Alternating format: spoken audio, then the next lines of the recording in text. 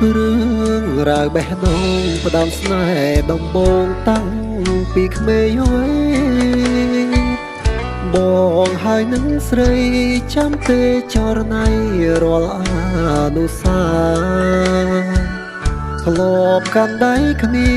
គ្រប់គ្រាដែលយើងចេញពីសាលាអូនខ្សឹបប្រាប់បងថាធំកាលណារៀបការនឹងបងអ្វីប្រែប្រួលពេលនេះនិមលត្រូវរៀនបន្តបានត្រឹមជូនពរឲ្យអូនបានល្អសមដូចបំណងទោះបីលំបាកអូនត្រូវខិតខំស៊ូណាស់នោះល្អបងមានត្រឹមតែបេះដូង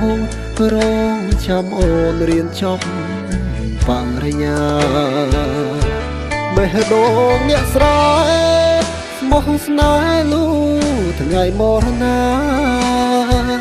ព្រួយក្នុងចិន្តាខ្លាចជីវ៉ាព្រួលប្រែចិត្តផ្សេងខ្លាចមានគេថែលេចអ្នកស្រែស្មោះស្នេហ៍ម្នាក់ឯងវល់វល់មិនដឹងថ្លៃប្រាប់អ្នកណា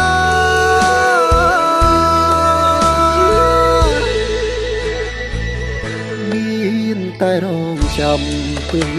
ខែឆ្នាំទ្រាំចាំជួបអូនបើលំបាកខ្លួនពួលវិញណាស្ងួនវល់រួមសន្យាស្រូវទុំដើមខែក៏ចាំមាសមេច្រូតរួមរីមរាទុំស្រែក្រំខែគឺថ្លាសួររកជីវ៉ាថ្ងៃណាវើយ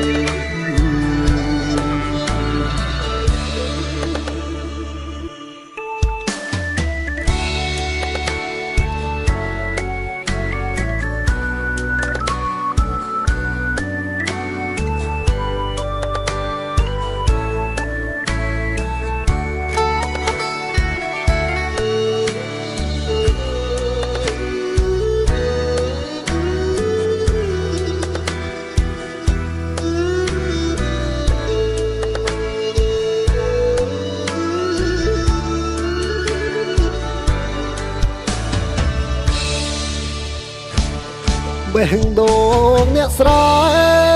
ចាំស្នេហ៍លូថ្ងៃមរណាព្រួយក្នុងចិន្តាខ្លាចជីវ៉ាព្រួលប្រែចិត្តផ្សេងខ្លាចមានគេថែលេចអ្នកស្រែស្មោះស្នេហ៍ម្នាក់ឯ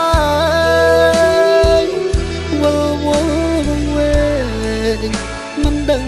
ថ្លៃប្រាប់អ្នកណា